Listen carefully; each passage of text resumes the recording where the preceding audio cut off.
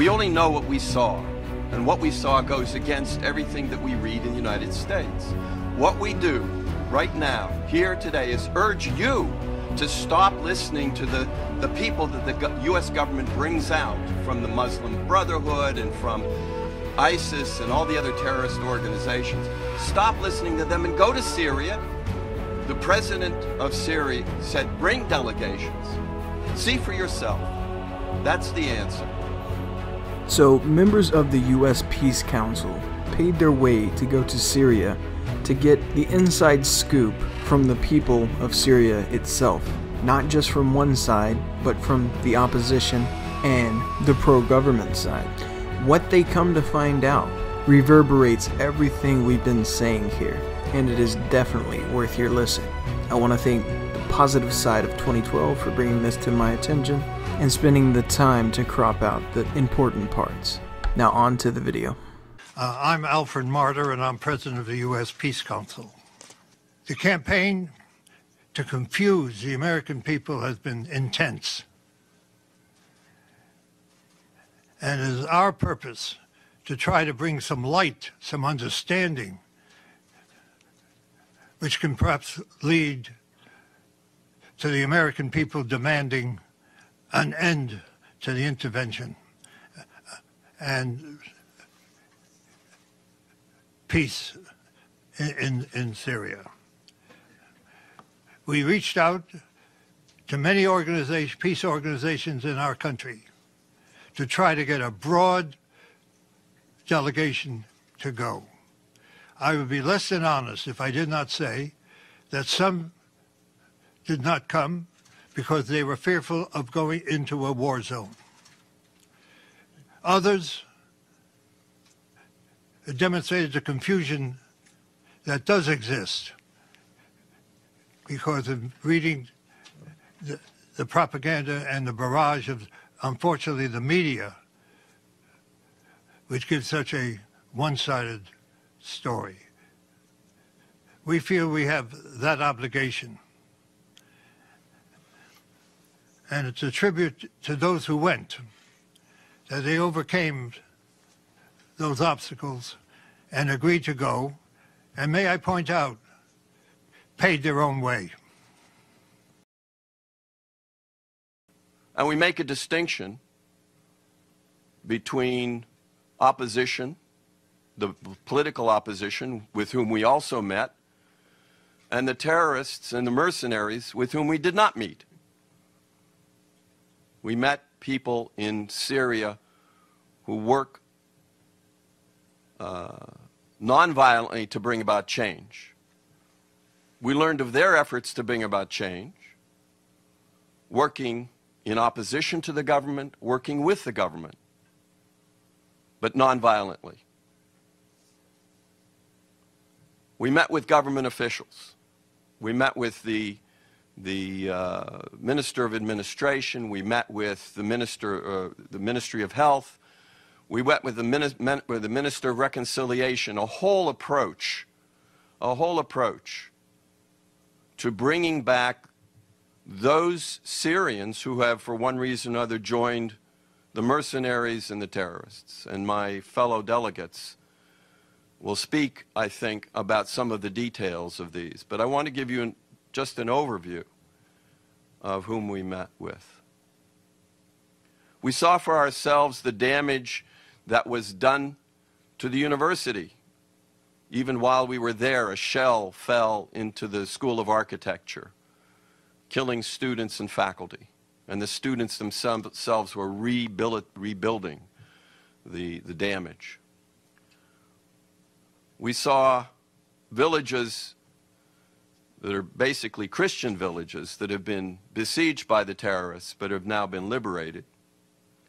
And the damage done to a shrine in a village called Malula, which is a village where they still speak Aramaic, the language of Jesus, and the attacks on the Christian population. One of the things I bring back, there are two things I want to mention finally that we feel are really important. One is that while the United States would like to divide the Syrians up by religion or within a religion, by the different beliefs within that religion, there wasn't a Syrian we talked to who would accept that. We spoke to the Grand Mufti, and he said, people ask me how many Muslims there are in Syria, and his response is always 23 million. That's the population of Syria. And when we talked to the bishop of one of the Orthodox churches, he answered the same thing. The number of Christians is 23 million.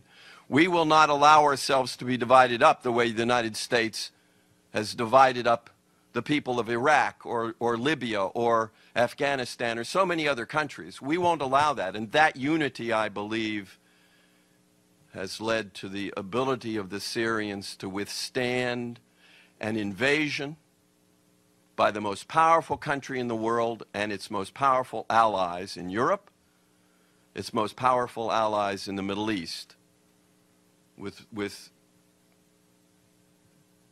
what is a vicious attack on the Syrian people. The second is the sanctions. I have to admit that I did not know before I went that the United States has imposed sanctions on Syria in a way that's similar to the sanctions that the United States imposed on Iraq in the 1990s in order to weaken that country and that government that the United States admits killed 500,000 children in Iraq during the 1990s sanctions. That set of sanctions means that the Syrian people cannot get medicines that they desperately need. They cannot get factory parts that they need to maintain their economy. They can't get infant formula and many other things. Their students cannot go abroad. Their lawyers are separated from the rest of the international legal system because of those sanctions. These sanctions are not reported in the U.S. media, to my knowledge, and we need to know about them. Another way to weaken, these sanctions are another way to weaken the Syrian government and the Syrian state. My name is Madeline Hoffman. I'm the director of New Jersey Peace Action. I went as an individual representing myself, but I've been a peace activist for 16 years. And I went because I felt that, I went to Syria because I felt that it was important to learn from the Syrian people themselves what was actually happening in Syria, because there has not been enough of or a focused enough response by the peace movement in the United States to what's been going on in Syria. This is not a civil war in Syria. That's probably the first thing we heard, and we heard it over and over again. It is not President Assad against his own people. It is President Assad and the Syrian people all together in unity against outside forces, outside mercenary forces, terror organizations, the names change every day or every other day to try to protect their identity and maybe keep the connection between the country that funded it and that group kind of a little bit more nebulous. But there are groups, mercenary forces, supported by Qatar, Saudi Arabia, Turkey, the United States, and underneath it, Israel, the state of Israel. And these outside mercenary forces are the ones that are terrorizing the Syrian people and are attempting to divide the Syrian people. I remember when the U.S. invaded Iraq, our organization was against it well before the invasion ever began. But once the invasion was over and the United States was setting up a government, we talked to many Iraqis who said, we're not Sunni and Shia, we're not Sunni, Shia, and Kurds, but the United States is trying to divide us that way. And we got exactly the same message when we were in Syria. We are Syrians, as Henry said before, whether you're Christian, Muslim, or other, you're Syrian, and that's one of the things that's enabled the Assad government to withstand 5+ years of this kind of outside attack. when it was time for the U.S. to unseat Saddam Hussein after years of sanctions and 2 wars, he fell like that. When it was time, the United States decided time for Gaddafi to go, he fell like that.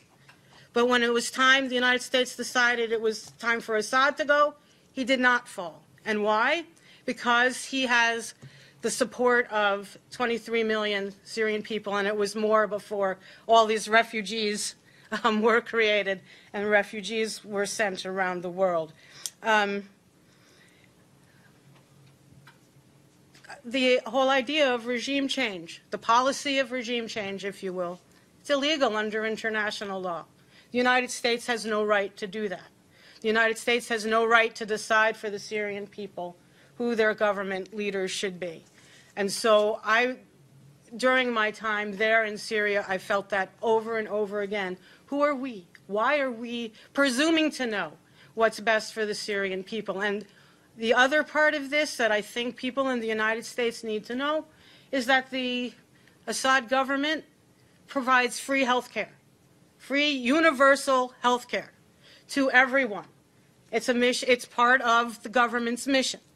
Free education for everyone, from primary school all the way through even to university and medical school. And we met with one person, when we met with this one particular person from the nonviolent opposition, we asked him, well, tell us, what are some of your grievances with the Assad government? And he said, well, you just heard that it costs about $50 a year for people going to medical school. We think that's too high. I mean, he was being somewhat facetious, of course, but these are the kinds of policies that our citizens here in the United States are calling for. Tuition-free college, universal health care. So the Assad regime, the Assad government, is in the business of doing this and providing this to the people. And without a doubt, even the nonviolent opposition parties who had issue with issues of democracy or corruption prior to 2011, everyone has thrown themselves in behind the Assad government because that's the best hope, the best bet for the Syrian people. And so lastly, I think I want to echo what Henry said, that to a person, people asked that the sanctions be lifted, because those sanctions, while we were there, somebody came and said a certain pharmaceutical company, which name I forget at the moment, was refusing to send childhood immunizations from the United States to Syria, causing great harm to Syrian people. That's not how this country or any country should act within the world community. So the sanctions, as we've learned many times, do not hurt the governments they're intended to hurt. They hurt the people, and so they need to be lifted. We also heard that the border between Turkey and Syria needs to be closed so that this pipeline of trained groups, terror groups, is blocked and no more of those groups get into Syria. And finally, and this is where we come in as the United States, that the United States needs to stop supporting some of those outside terror groups. All the support for the outside terror groups needs to be withdrawn and allow the Syrians to fend for themselves. The Syrian Arab Army is fighting for its life and fighting for the life of Syria. And we need, as a country, to acknowledge our role, what we are doing to cause harm and destruction to the Syrian people, and we need to stop it, and we need to stop it now. And that's why one of the reasons, one of the things I'll be saying over and over again since my return from Syria. So. My name is Donna Nassor. I have been a human rights and peace activist for as long as I can remember. As an American citizen, it is shameful for me to admit what my government is doing in the sovereign country of Syria. We have no right to impose these illegal sanctions. In fact, these sanctions, allegedly, the government says are against the government of Syria. But in fact, it's against the people, civil society, people who are attempting to maintain the infrastructure, the health care, the safety of all Syrian people.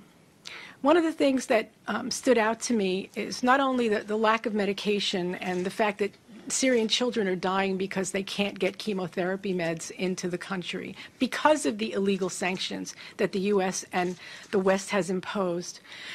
Also, they're not allowing parts and material to get to businesses who are trying to maintain.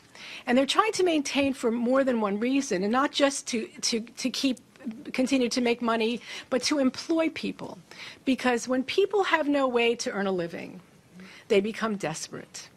And we know that some of the Syrian people who may have chosen to join the terrorists, mostly for economic reasons, because they couldn't earn a living. And he, after listening to him, after listening to all the voices of civil society and the groups and the government officials that we met with, if you think about it, it makes no sense what the U.S. media and Western media is reporting. It makes no sense that Assad, who is trying to maintain the infrastructure and look toward the future for the Syrian people, would be the one destroying hospitals and all of these places that the U.S. media and the Western media are claiming that he is the one responsible for destroying. It just doesn't make sense. He is interested in the future for Syria. He told us flat out, you know, when this is over with, we can have another election. If they don't want me, they don't want me. That's fine. But for now, I've been elected to lead this country, and that is what I will do. The U.S. hostility to independent Syria long precedes 2011, the beginning of the war. The U.S., I concluded, claims to be against ISIS terrorism, but yet it's been loath to fight a really consistent fight against terrorism. Certain privileged groups, such as the al-Nusra Front, the names shift, are called moderate rebels because they fight the Syrian government, and the U.S. wants that. They are not moderate. They beheaded a 12-year-old boy when we were there. We saw it on YouTube and on TV. The motives of the U.S. proxy war states are somewhat different. Sectarian motives and regional power rivalries affect Saudi Arabia and Qatar. The Wahhabist ideology, the ideology of the Muslim Brotherhood, is a sick, medieval, backward ideology. It drives the Saudi state. It motivates that state to finance this war. And Damascus, by contrast, promotes a socially inclusive and pluralistic form of Islam. And we met the leaders of that form of Islam, and they are humane and democratic-minded people and have every reason to join with the American people in stopping this insane support for Wahhabism, which is behind so much terrorism in the world. Those of my fellow countrymen who are dogmatic about Assad demonization are not going to like what I have to say now, which is that the Syrian government is popular, and for that reason, it is winning the war. The Battle of Aleppo will probably be decided soon, relatively soon, and maybe the last hurrah, in my opinion, of the foreign mercenaries. The president is popular. His government is recognized as legitimate by the UN. It contests and wins elections. The elections are monitored. There's a parliament which contains opposition parties. We met them. There is a significant nonviolent opposition which is trying to work constructively for its own social vision. Some of it is inside the government, which in effect is a government of national unity. Some of it is in the parliament. We met them. The Minister of Reconciliation, as I think some of us have said, deals directly with armed groups, and he's an opposition leader. So let me conclude, which is that the U.S. policy on Syria, regime change, is not wrong in its details.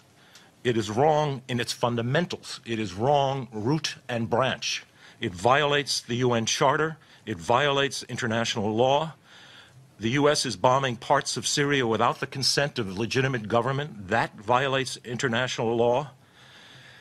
The sanctions violate international law. I won't dwell on it because Marilyn and Donna have already discussed that. I think out of our trip flow certain tasks. I think it is the task of the U.S. anti-war movement to unite around a different vision than what it has united around thus far. Thus far, it has united around a feeble vision that is partly false, that partly accepts the dominant State Department corporate media narrative. We must directly and forthrightly challenge U.S. policy if we are to shift U.S. public opinion. Some organizations, alas, buy into the dominant mainstream media narrative. They have not covered themselves in glory by so doing. This is a dangerous moment. Without mentioning names, one of the apparently the leading candidate for president is surrounded by military advisors who are talking about no-fly zones, which means air war against the Syrian Air Force and the Russians, or boots on the ground, which means U.S. invasion. If we're not frightened by that talk, we should be frightened by that talk. This is a dangerous moment. We have to change the basic U.S. policy. We need to have a different kind of anti-war movement, and we must begin to shift U.S. public opinion. Thank you. So you asked, okay, so we saw 5 days, 6 days of Syria. How do we know the truth?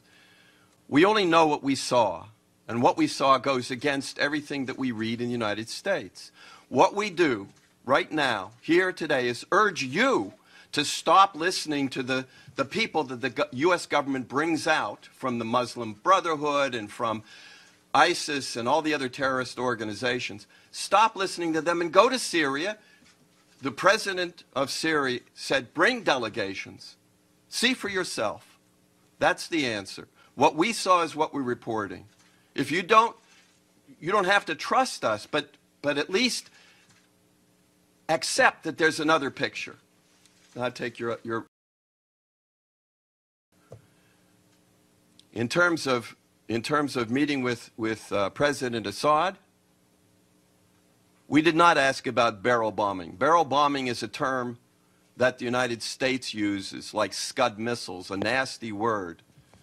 What we learned from him and from others is that when the terrorists destroy something, they show pictures and say it's the Assad government.